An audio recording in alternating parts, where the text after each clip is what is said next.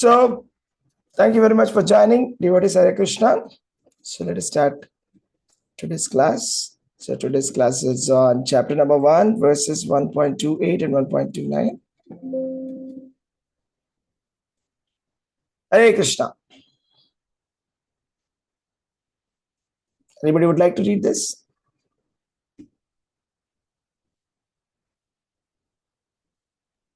Hare Krishna, Prabhuji. Hare Krishna. Thank you, Prabhuji. Bhagavad Gita 1.28. Arjuna Uvacha Drishtvevam Swajanam Krishna Yuyutsum Samupasthitam Sidanti Mama Gatrani Mukham Cha Parishushyati. Translation by His Divine Grace, Srila Prabhupada ki Jai. Arjuna said, My dear Krishna, seeing my friends and relatives present before me in such a fighting spirit, I feel the limbs of my body quivering and my mouth drying up. Thank you, Prabhuji. Hare Krishna. Thank you. The next verse, 29.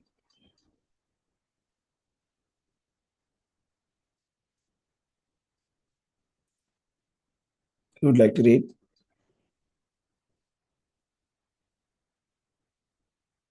Indra Hardas Mataji, would you like to read? Hare Krishna, Prabhuji. Hare Krishna. Pranam. Dandat pranams.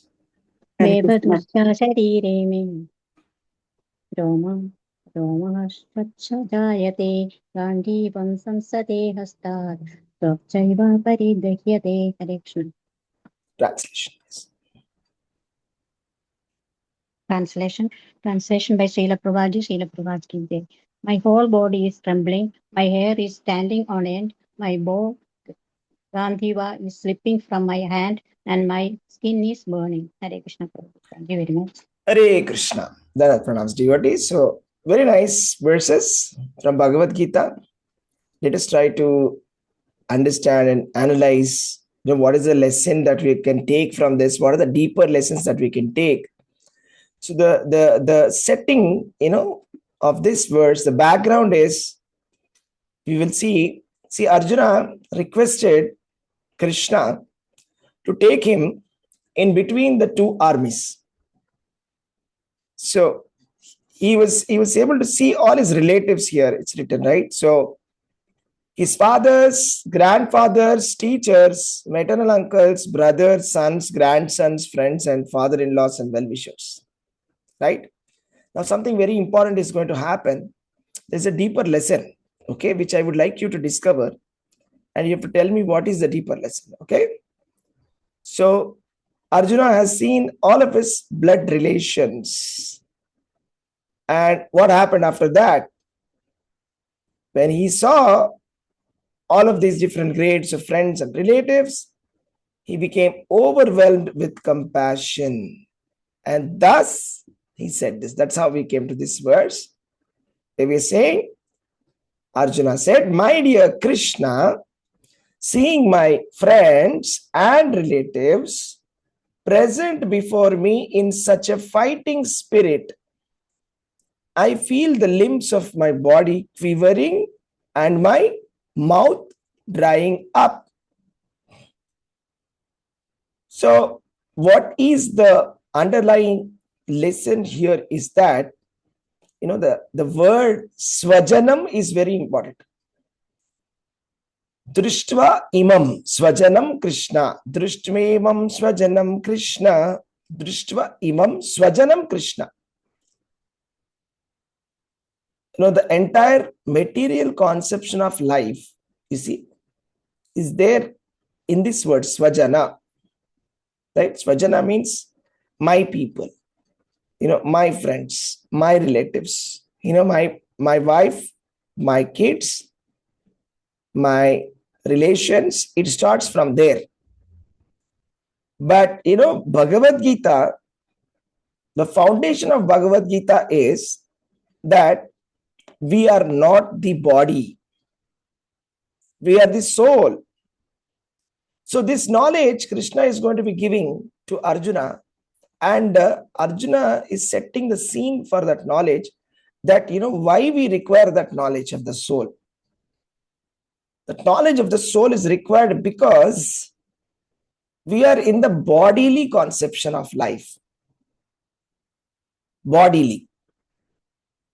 When we say relationships, blood relatives, tell me something. This relationship is with respect to the body or is with respect to the soul? What do you think, devotees? Body. Body. When I say that, here is my son, here is my daughter, here is my father, here is my mother. This is not there's no, actually the souls are, there's no relationship between the souls actually. I mean, of course, it sounds nice. I mean, they say that, you get married for 7 lifetimes and all of that. I don't know how true that is, but the point is, all living entities are independent. There's nothing called as Swajana. Swajana means there's only one Swajana. Swajana means we all belong to Krishna. This is the ultimate truth. Actually, we are all relatives in relation with the Supreme Father. The Supreme Father is Krishna. And that is how we are all related. Because every living entity is the part and parcel of Krishna. So if somebody is able to work in such a way, or think in that way, as that kind of relationship or that kind of realization, then such a person is said to be in spiritual understanding. But what happens? We see this every time, right? So we see what happens is, even some people who are very big leaders, who create this kind of communism, humanitarianism, different kinds of isms, right? We see that they give a lot of preference to their relatives. Have you seen that? And there is another ism name for it. Do you know what that is called? If someone gives preference to one's own relatives or friends, what is that? Favoritism. Yeah, favoritism, that's right. But there's one more. You're close. You're close. There's one more specific word for it. Nepotism. Nepotism. So what is nepotism? Favoring your own people. Yeah, exactly. Nepotism. I'm just seeing the dictionary. The dictionary says, the dictionary meaning is using your power or influence to give unfair advantage to your family, especially by giving them jobs. Do we see this? Yes or no? Nepotism is there or not? Right? There's nepotism everywhere, isn't it? I'm saying it's normal. I mean, it is normal. I mean, everybody wants to promote their family, give them some favor. For example, somebody is in police, let us say, or in police job or something like that. They want to give their job to their son, something like that. For example, somehow get a higher position by using the connections. Are you understanding what I'm saying? Right? So the root of this, try to understand the root psychology of this is that Swajanam.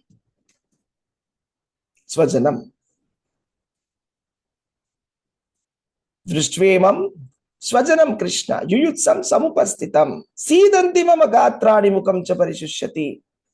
This conception is there, no? This bodily conception of life.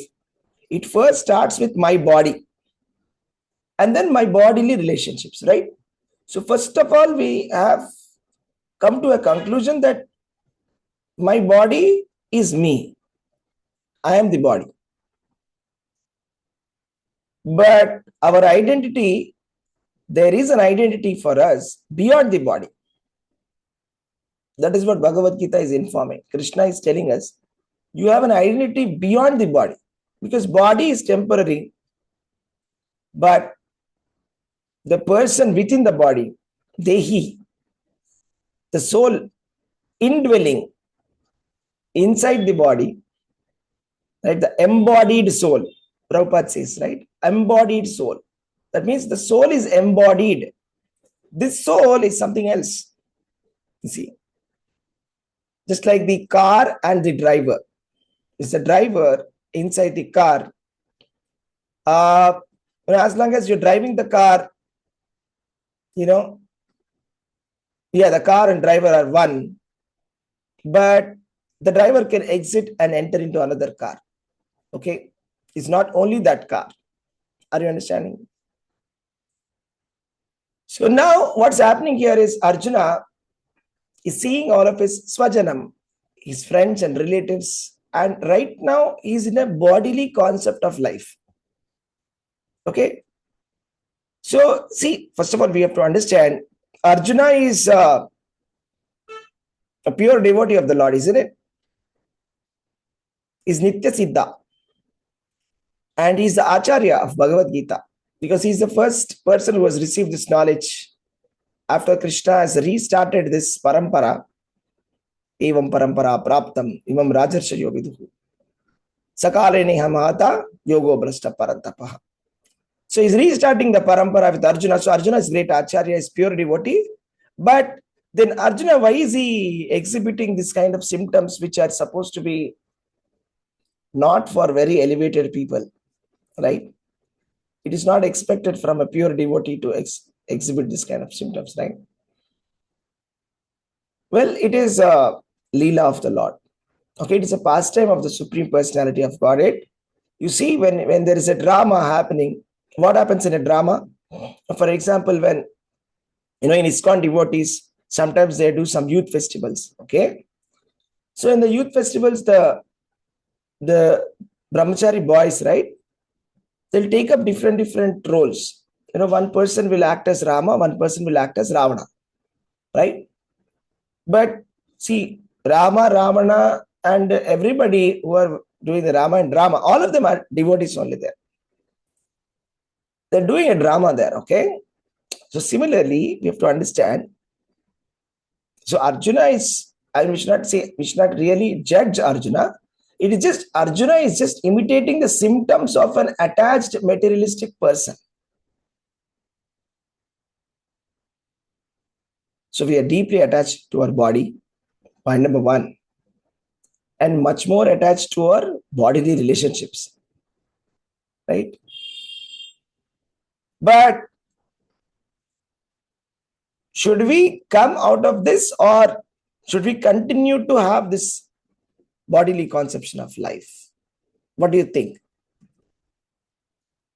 Is it a good thing for spiritual life to continue having the attachment? I'm not saying.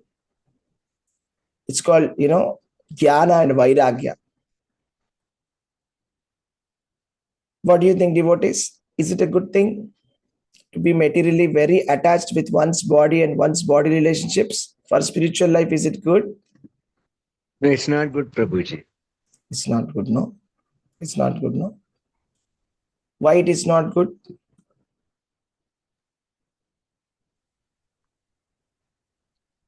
Why it is not good? Yeah, we have to come out of the material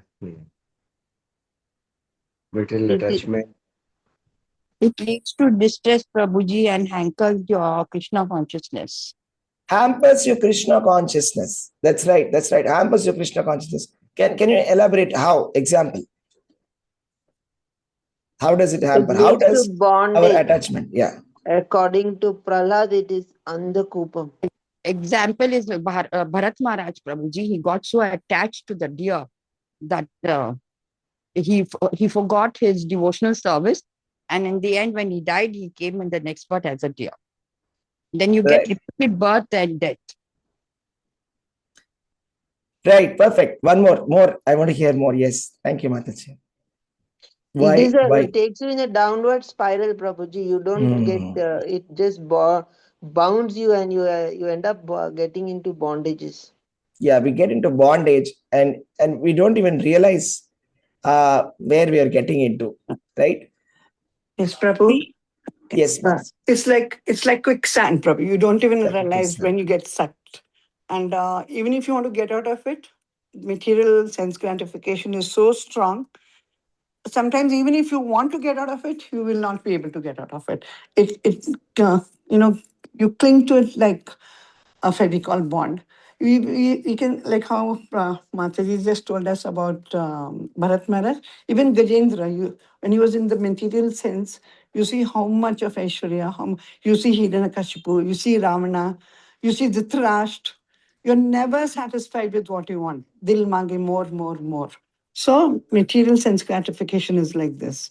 And it is a great hindrance for your spiritual life.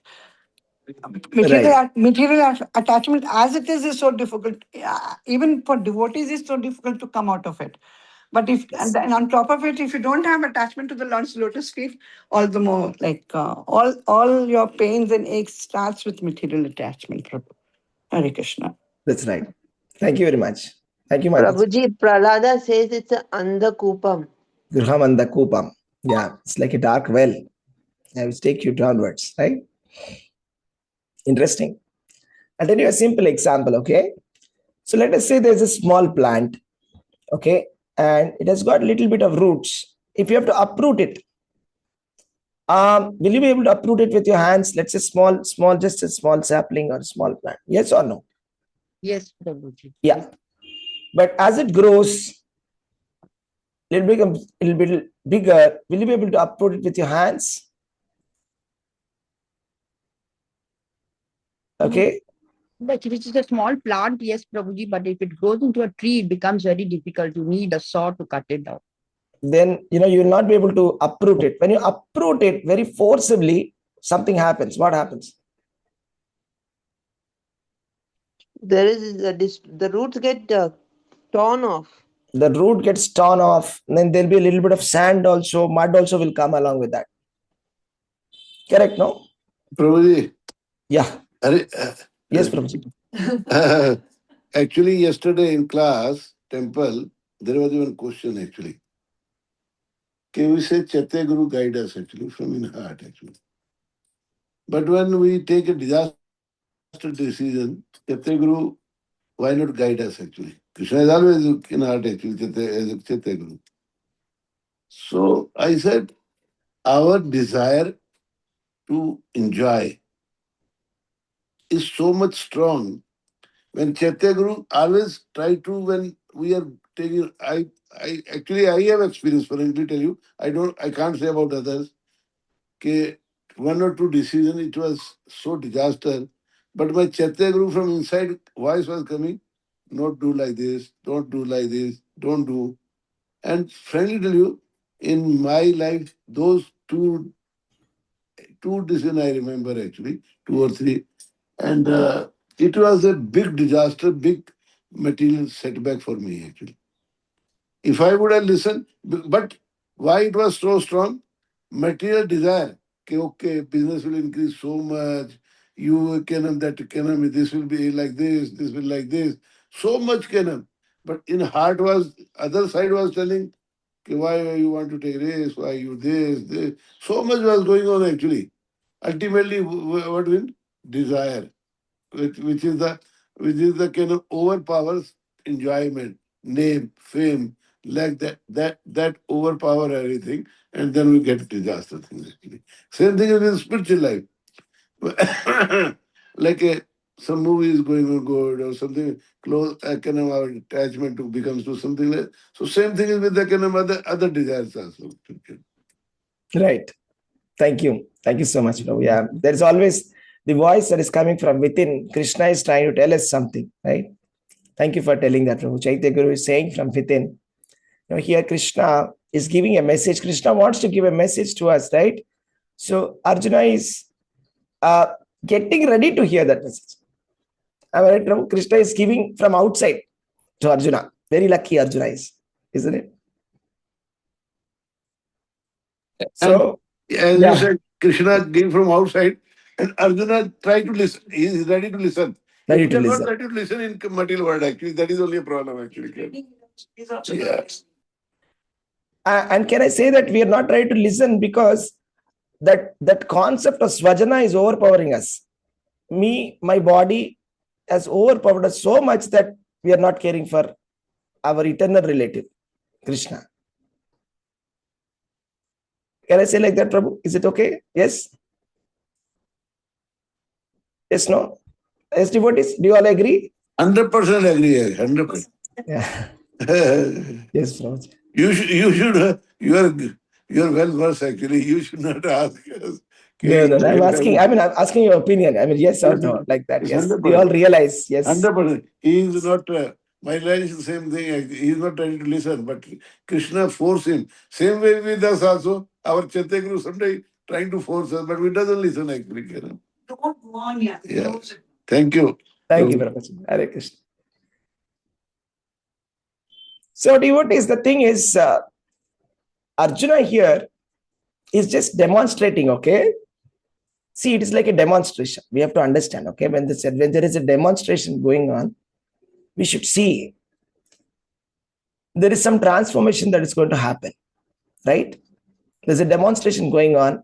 Arjuna is playing the role of a person who is very attached, like a Grihamedi, like as if he is a person who has no knowledge, as if he's a person who is very attached to his family, like that he's showing. And he's showing what happens when you're so attached, when you know what happens, he's crying, all of that is happening. What is happening in this verse? Let's see. He's saying, Sidanti mama gatrani. Voice is quivering. Mukam cha parishushyati. That means his mouth is also drying up. I mean, I remember my mouth used to dry up, okay, when I used to be going in public to speak, for example, in my school, in college, until I became very comfortable with speaking on the stage, my mouth used to dry up. Did you anytime experience that? Mouth become completely dry, and then you suddenly feel you need a lot of water. Did anybody experience that? Anybody's? Yes, Sometimes, Prabhuji. yeah, yes. Yes. Yes. In your initial days, when you have to go and teach or something, you will feel nervous. Yeah, in that nervousness, butterflies in the stomach, that tension, you feel suddenly mouth becomes completely dry. You feel I need a glass of water. One glass is not enough. I need a half liter of water now. Sometimes voice will be shivering also, sometimes out of fear. It's like voice is quivering, or sometimes when we become very sentimental, voice will become quivering. You see, all of this. These are all material symptoms, isn't it? Interestingly, there are spiritual symptoms also called Ashtasattvic Vikar, which are similar, okay? But that comes out of attachment towards Krishna. There is one verse, no, in Shikshashtakam, anybody can say what is that verse? Where the Ashtasattvic Vikar are, that means different ecstatic symptoms are explained by Chaitanya Mahaprabhu. Shikshashtakam, who can say that verse? Shrugi says that. Vadanam. Yes, I'm full, not able to remember. Actually, you can speak. Vadanam gadgadam, Prabhuji. Oh, yes. Nayanam galadashrudharaya. Yes. So, yeah, who can say that? Shikshashtakam verse.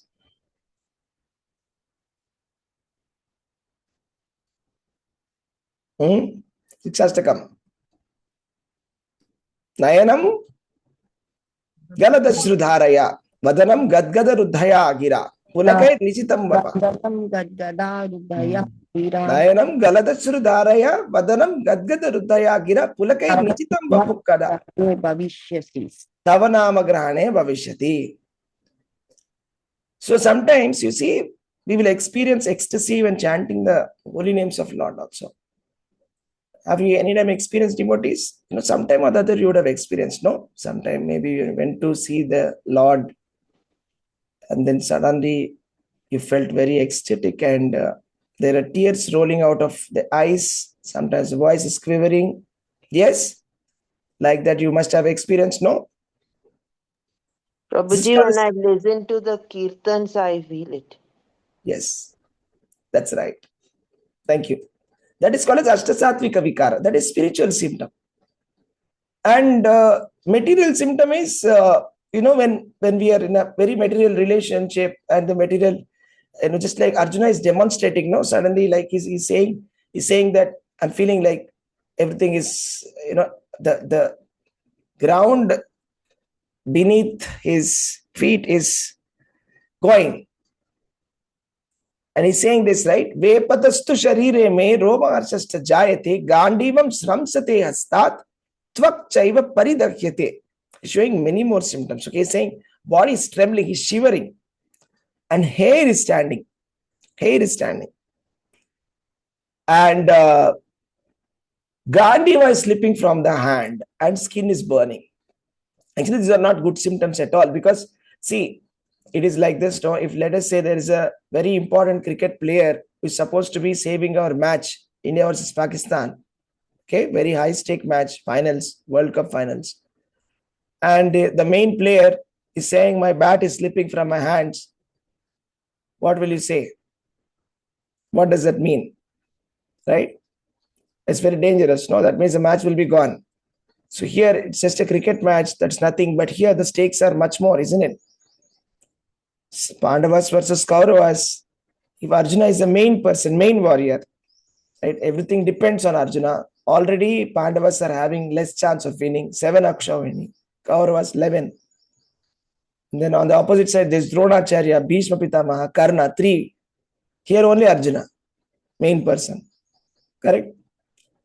So if Arjuna, the main person, main warrior is like this, then what will happen to the entire army? Tell me, Pandavas army. How will they, what should they feel?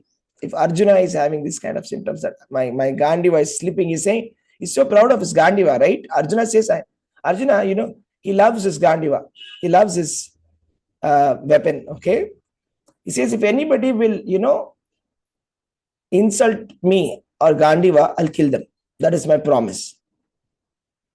So that is his, he likes his Gandiva so much. But that famous Gandiva boy is slipping from his hands. Right? So that means he's all showing the material conception of life. Okay, material conception of life. Right? So this is the central point, devotees. And the interesting thing is, he is not supposed to be doing it. Why? You know why? He's not an ordinary person. Okay? He is a Kshatriya. Am I right? Kshatriya cannot be sentimental. Right? For example, this, just like a doctor, right? For example, a doctor or a surgeon is doing a surgery, I mean, the surgeon cannot say my hands are shaking, I'm feeling very scared, isn't it?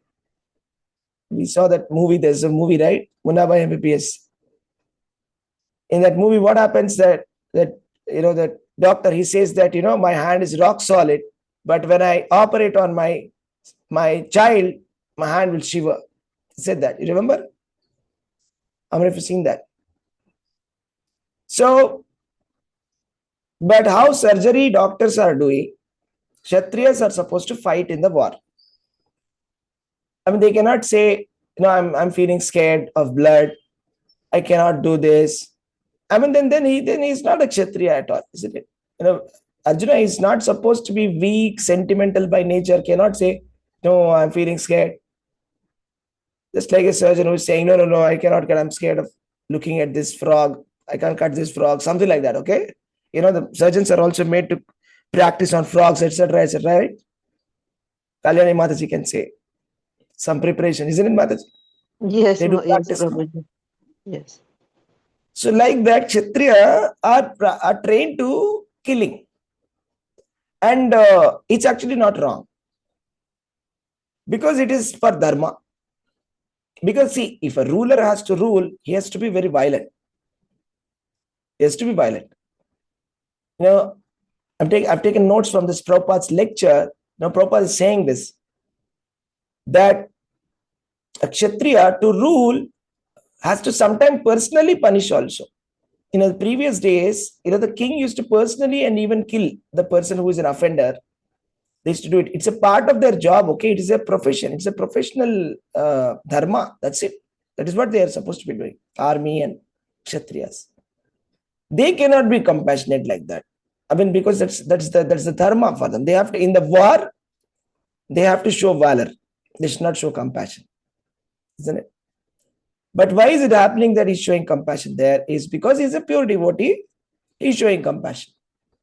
But the other lesson that we have to take is, when you're doing your duty, when you're doing your dharma, right? There should not be any bodily relationships should not come into picture, right? This nepotism, favoritism, I will favor my people should not come. Correct? But we have seen so many people, so many great leaders who have convinced the entire world that they have a higher cause beyond their family, have convinced the world that they have got some ism, communism, some ism, that they have risen above all of these feelings. But we have seen that they have only favored their own relatives. How many of you can relate to what I'm saying? Is it true or not? I'm talking about very big leaders. Yes, very big leaders who have convinced the world that, we are here for a very higher purpose. We are not here for, it's not, my family is not important for me. What I want is everybody to be happy. And they rose to power. And after they rose to the power, it happened all over the world. Okay, not only just India, all over the world. There are so many leaders who have done this. And ultimately, only the people whom they have put in power are their own relatives. That's all. So that means this is simply cheating. Ultimately, it is Dehatma Buddhi. I am the body. And my body relationships are mine. And I must protect them. Correct?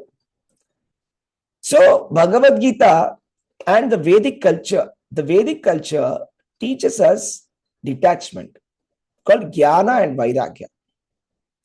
And a lot of people misunderstand this. They take it very negatively. They take it very negatively. They think that, they even get, sometimes we see, when we give Bhagavad Gita, they get very scared. They say, no, don't give us Bhagavad Gita. We'll become detached. Something like that. See, the point is, just like that tree example I was saying, you cannot uproot it, right? See, even if we don't want to uproot this tree of material existence, right, of this body, of this life, when the time of death comes, we will be forced to be coming out of this body. Correct? No? So at that point of time, our deep-rooted desires, our all roots, like that big tree, is connected to the ground. So we may have a feeling that, no, don't take me away. You see, I like the city. The city, I've got a connection. No, don't take me away from my family. I have a connection with them. I don't know what's going to happen to them. I can't live without them. So that is going to be very painful. Are you all understanding? Means it's such a normal phenomena that everybody has to die at the end. And such a normal, natural phenomena becomes such a troublesome process because of attachment. Excessive attachment. It becomes very, very difficult for the family members and for the person leaving the body. And it's like, the tree, when you uproot it, it's going to take a lot of mud along with it. We will be carrying away a lot of this material conception with us. The karma and our desires, all of that will come along with us. So ideally, Krishna is saying, you should cut the tree of material existence with a sharp weapon of knowledge. You should take the sharp weapon of knowledge, and Krishna is saying, cut this tree. Right? Saying, take a sharp weapon of knowledge and just cut it. Right? So that is the ideal thing, because our eternal relation is, who is the eternal relative? Who is our eternal relative devotees? Who is with us before, after, now? Who is the beginning? Who is the middle, and who is the end? The Lord Krishna, Prabhuji. Lord Krishna. Right? Who is our dearmost friend? Right? Lord Krishna. Yeah. Who is our benefactor? Who is our real benefactor? Who is always thinking about well-wisher? The Lord Prabhuji, the Lord, the Guru, our Guru, Yeah, our Guru, Lord Guru, Krishna. Lord Krishna, Guru, and Yeah, many devotees, Prabhuji, many and the saintly people. devotees. Yes. Yes, So they are. eternal relative is Krishna, but eternal relationship, I mean, what's happening is our Dehatma Buddhi, our bodily relationship is overcoming, and we are doing a very big mistake in life by doing this. It's becoming, I mean, it's actually doing a very, we are doing a very big, committing a very big mistake. That means, we are, it's just like there's a very good friend who is expecting reciprocation, but because of my excessive attachment to something else, which is temporary, I'm neglecting that good friend. See, that's the problem.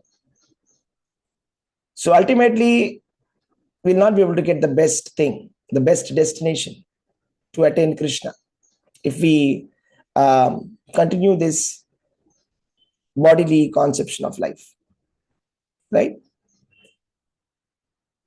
So yeah, this is the point, devotees. So we are the soul. Soul is completely pure. Soul has no relationships. The only relationship the soul has is with whom?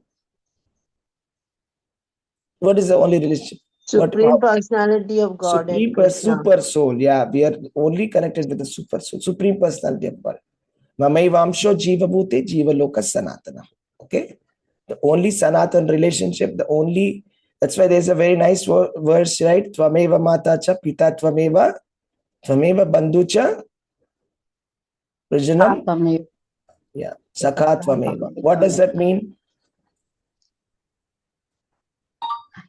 What does that mean? Tvameva Matacha Pita Tvameva means? The Lord is our mother, our father, Yeah. and our well. You are my mother, you are my father, you are my best friend, you are my relative, you are everything for me. Okay, this is real knowledge. This is called as Vidya or Jnana.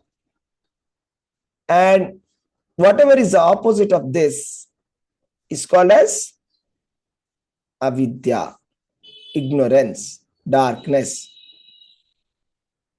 Vidya leads to happiness, Avidya leads to distress. Avidya will have to suffer. Avidya causes suffering.